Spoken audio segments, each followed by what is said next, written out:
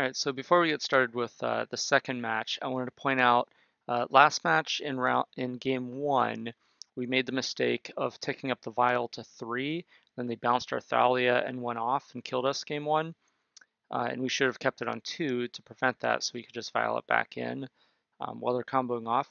We actually made another pretty big mistake in that game as well when they used Grape Shot to kill our Spell Queller and our Thalia.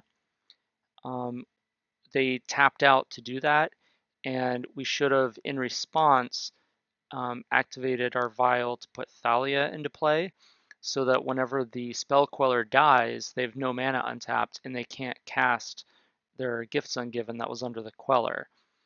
That's one of the plays that you really want to keep an eye out for because a lot of times the opponent will tap out with Thalia on the battlefield because Thalia is taxing all their spells, and so you want to whenever they have to actually cast the spell off of the Queller when it comes off. So if they kill the Queller, they have to have the extra 1 mana to pay to replay the spell if there's a Thalia out. So they use Grape Shot to kill the Thalia and the Queller. They stacked it correctly where the Thalia dies first before the Queller, but it didn't matter because we could just vial into play the Thalia at any point. Even if it, legend rules to kill the first one, like who cares? It was on its way out anyway. So yeah, that was our mistake. We could have actually kept them from casting the Gifts Ungiven, but we didn't do that. So those were 2 big mistakes that cost us that game, but we won the next 2 anyway. All right, so match 2, another hand that's pretty reasonable. Doesn't have Vial, but I pretty much want to keep any hand that has a turn 2 Thalia or Arbiter. Especially if it has a turn 1 Vial. So if it has a turn 1 Vial, or a turn 2 Thalia, or a turn 2 Arbiter, as a general rule, those are the hands you want to keep. And if it doesn't have those, you generally want to mulligan. The exception can be if you have Serum Visions, which we also have. And if the rest of the hand is really good, but you're lacking those 2 things, then I'll sometimes keep a hand of like 3 lands, Serum Visions, and like, Queller, Mirran Crusader, Restoration Angel or something, in hopes to find one of the 2 drops. But otherwise, you generally want to mulligan those hands. So the Inquisitionists take our Serum Visions, interestingly enough. I would guess that they're on Jund, maybe Mardu.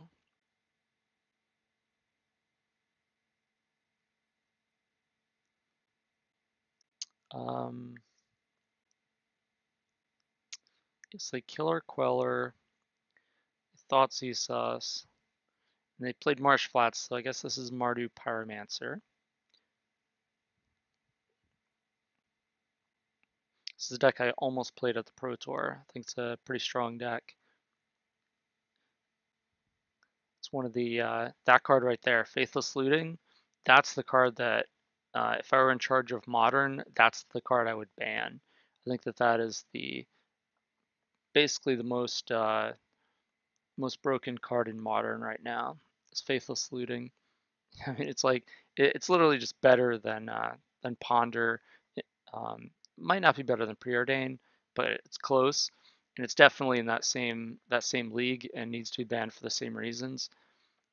But anyway, they basically dealt with all our stuff. We didn't put up a whole big fight this game. They got their Liliana, which is usually a one of in these decks, but it's pretty good in this spot. They just did their thing, killed all our stuff, and then landed a Liliana. They have no cards in hand though, because they had to discard a Bedlam Reveler to keep the Liliana. So unfortunately, we don't have much going on. We don't sack the Canopy there because we don't know what we need yet. Oh, that was a good draw. Culligan's command to get back the Bedlam Reveler, have us discard her card. So now we'll sack the Canopy on the end step. Hopefully we don't draw Angel. We don't. Yep, we do. Never mind. So we cast the Crusader. Doesn't really matter. We just hope for a land that turn. Reveler, draw some cards, sack a creature. Thoughtseize Sway my Angel. Not looking so hot. So I guess we put a Serum Visions on top. Basically force them to kill our Arbiter. Just kind of playing it out at this point. We're extremely unlikely to win. But I'm the type where I'll fight to the bitter end. Crusader and Vial. Vial didn't do much at this point, but I guess Crusader is like part of our runner to get back into this. So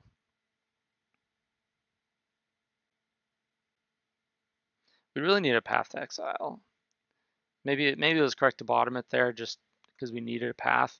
But then like the Liliana's about to ultimate, so I figure we, keep Liliana in check, and then draw a Path to Exile,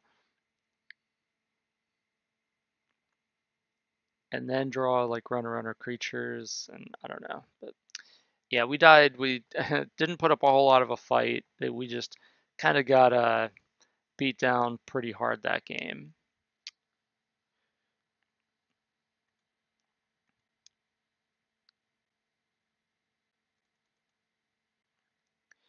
Now this time we drew a sideboard card, two sideboard cards actually.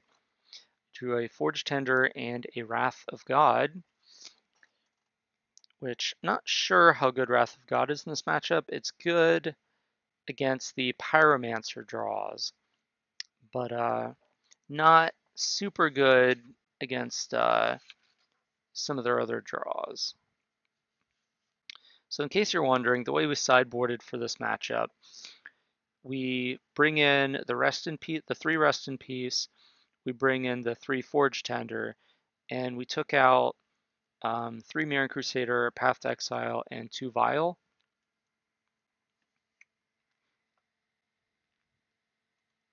So even though we don't have a Vial, we have a turn 2 Arbiter on the play, which we keep, and we have a way to protect it, at least from Bolt, not from Fatal Push, or from a discard spell, but I mean, I don't think we can really mulligan this hand. So they Fatal Push our Forge Tender, which means now our Arbiter is naked. Hopefully they just have a fetch. They don't have any land at all. Okay, so we got Queller and Serum Visions, which I think we're okay with. So they bolt our thing, and they have a fetch. So now we just draw our Queller, and we cast it,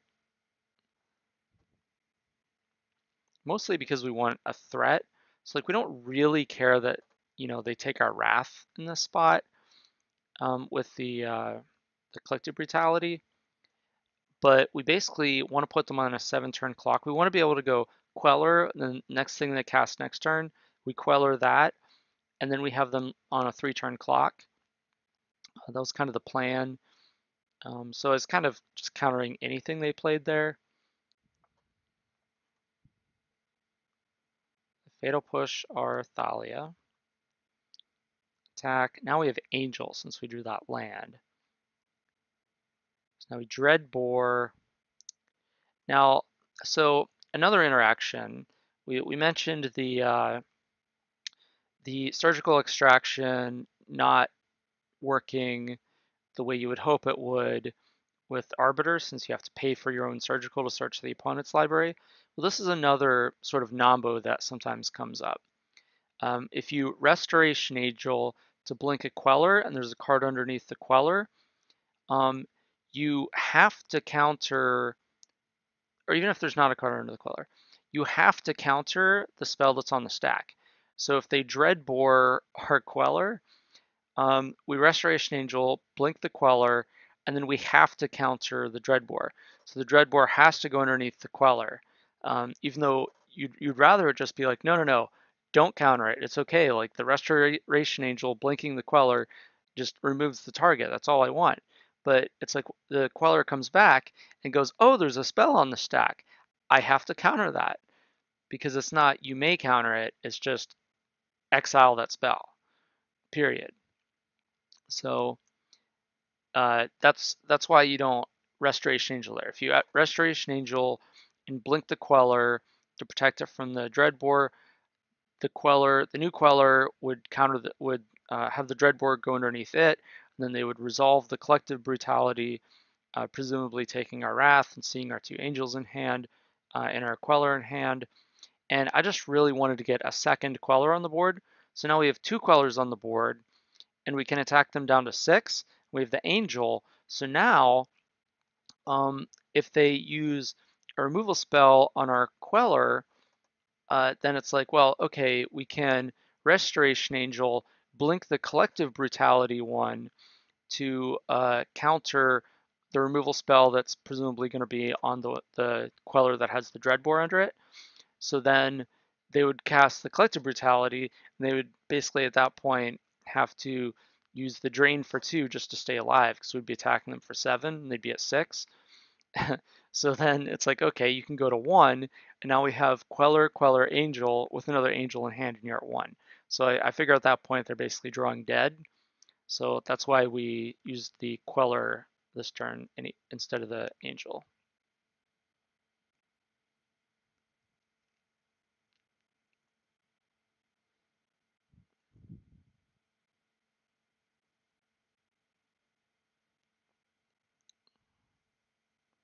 And they Blood Moon us. So this is another situation where it wasn't relevant in this spot because they played their land, they tapped out for Blood Moon, and we're about to cast this Angel to kill them.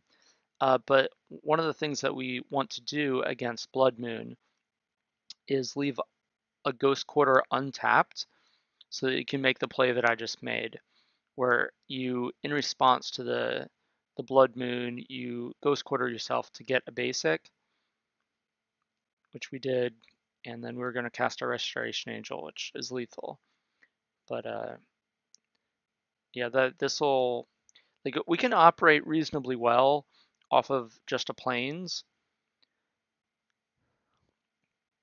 So getting a single plains actually increases our win percentage quite a bit versus Blood Moon if we're set up that play.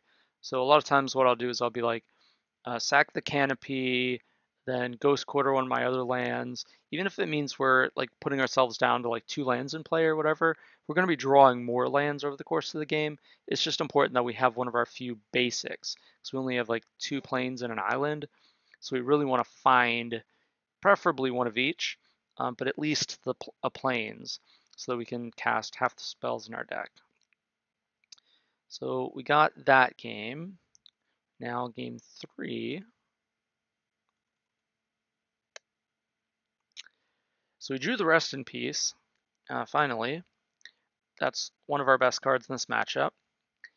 And it's the reason I went back up to 3 was this matchup and the Hollow one. So this hand is a pretty good hand. They're probably going to have us discard some stuff. So we lose the Rest in Peace. Oh, no discard spell. Interesting. No Fatal Push for the BFT, which you got on turn 2. Inquisition. All right, right on time. Got that Rest in Peace. Now we attack. Fatal Push. So know the Arbiter's coming. Probably the Bolt for that. Position. Wow, geez. This is looking like game 1. This is where I'm questioning my sideboard plan of siding in the Wraths. Now I'm really questioning it. Yep. This is a little awkward. This draw is about as awkward as it can get. But let's see if we can still make a game of it. We have answers. We discard the Serum Visions because that's the card that's not really doing much for us at this point, because we're kind of clogged with all of our 4-mana spells in hand, basically. So we're just like, all right, we're going to just get rid of this Reveler first. So our plan is like just basically grind through this Liliana, basically. Second Wrath, not going to do anything for us at this point. And if they play another Reveler here, we look kind of silly, but I figure we need these Restoration Angels, because we need to Angel attack the Liliana, then they minus Liliana to kill the Angel. We need to Angel again to actually finish off the Lily, and then we can start making progress. So I figured if they had another Reveler, we're probably going to just lose that game anyway. So I had to play as if they don't have the second Reveler. And it looks like they did not. So we discard this Selfless Spirit here because we're just on the double Angel plan. So now they're about to ultimate Liliana. If they have Terminate, they win. And I guess they just kill 2 of our lands. They're probably just going to plus it anyway. So now, this is interesting. They know our hand. So they surgical the Restoration Angel. They terminated, and then they surgical the other one in hand, which is a pretty smart play on their part. And they did it after we drew, which we drew the Queller. We could have Quellered it, but then that kind of leaves us in a very similar spot. They're just going to minus Liliana and kill the Queller, and then they can surgical the Angel out of our hand.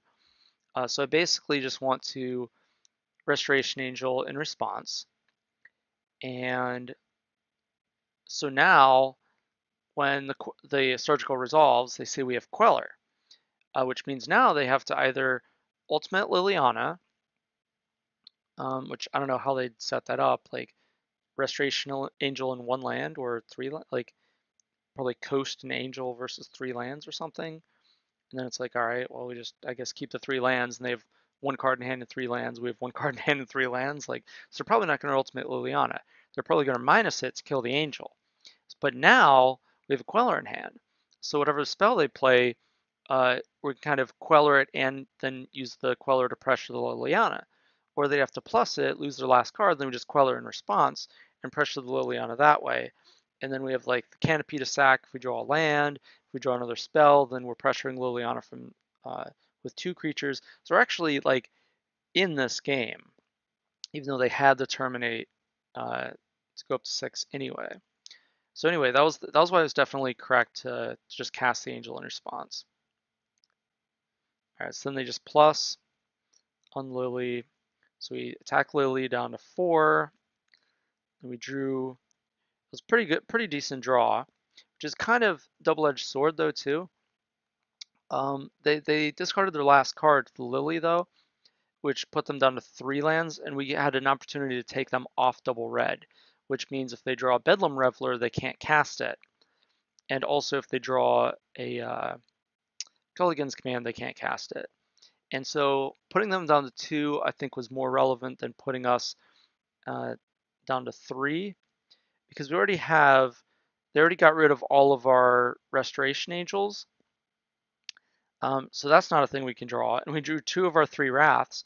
So literally the only card in our deck that we could draw that would be an uncastable card off 3 lands would be the Supreme Verdict. So we have 1 card in our deck out of 42 that would be a blank, whereas we're blanking quite a few of their best draws by taking them off the 3rd land and the 2nd red. So at this point, we're about to take out Liliana, so you have to make a decision here. So you have to make a sack creature. We sack the Arbiter. And now that was a good draw as well. Kill Liliana. Now we have Queller up. Would you draw? Pyromancer. All right, counter that. Now I have you on a 3-turn clock. Boom, rest in peace. Now all that graveyard stuff out of the equation. And they're like, yep, didn't find an answer. So we're about to attack them down to 4. And then even if they draw like they already went through their terminate, so I guess they have Dreadbore. They could Dreadbore the Restoration Angel, and then still then draw a Bolt for the Queller. I guess they're not dead, so it might have been a little premature. They could have been drawing live, but yeah, so that was quite the game. That was we had to really make a comeback. We were kind of on the ropes with Lily when they put the Liliana out there, and we had the awkward hand of like all of our 4-drops and only 3 lands.